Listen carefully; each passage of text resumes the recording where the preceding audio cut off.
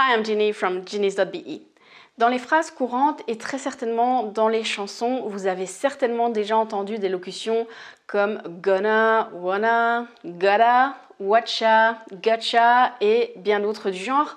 Par contre, c'est assez rare de les rencontrer dans votre cours de langue. Car en effet, ce n'est pas de la belle grammaire, c'est ce que je considère comme du pré-mâché. En utilisant ces mots, vous allez parler comme un native speaker. Waouh, la classe! En français, j'aurais tendance à les rapprocher de nos je sais pas, qu'est-ce qu'il dit, s'il te plaît, je vais chez le dentiste, tu peux me donner un coup de main?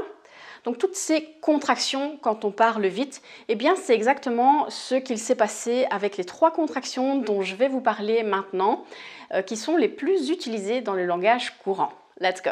Gonna, c'est la réduction ou la contraction de going to dans I am going to. C'est uniquement suivi d'un infinitif et ça signifie le fait d'aller faire une action, d'aller faire quelque chose. I'm going to eat an apple. I'm gonna eat an apple.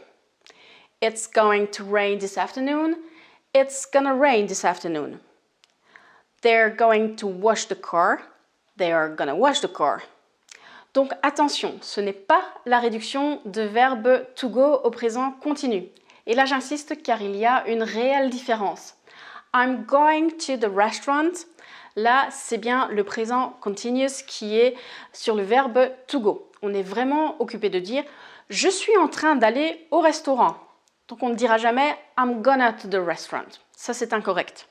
Par contre, I'm going to go to the restaurant. I'm gonna go to the restaurant. Je vais aller au restaurant.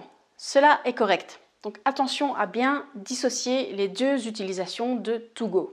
Wanna, c'est la réduction de want to, donc le verbe to want, vouloir, suivi de la petite préposition to qui amène l'action que l'on veut faire. Et où on utilise donc l'infinitif de l'action, pas la forme en ing du verbe qui suit. I want to eat an apple. I wanna eat an apple. They want to wash the car. They wanna wash the car.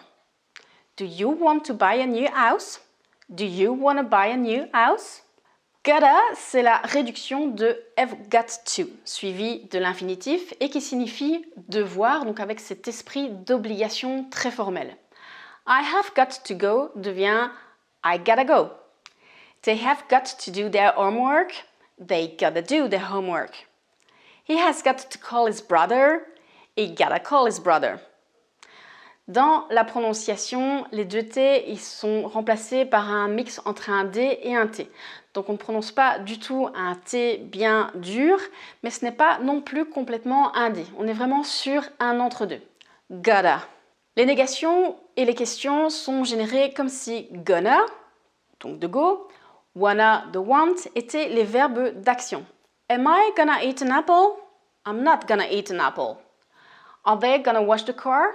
They aren't gonna wash the car. Do I wanna eat an apple? I don't wanna eat an apple.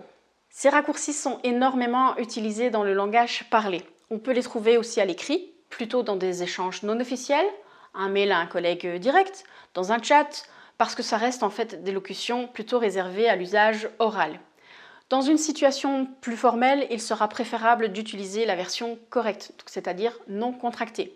Là, je pense à un entretien d'embauche, quand vous êtes au tribunal, pour parler à un policier, pour bien remettre en avant le respect qui est dû à votre interlocuteur. Par contre, dans un écrit officiel, je vais aller jusqu'à dire que l'usage est carrément prohibé.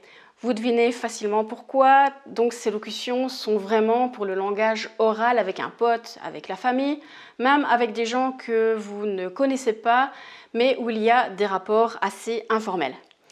À présent, vous avez vraiment fait un step forward dans les habitudes linguistiques des anglophones.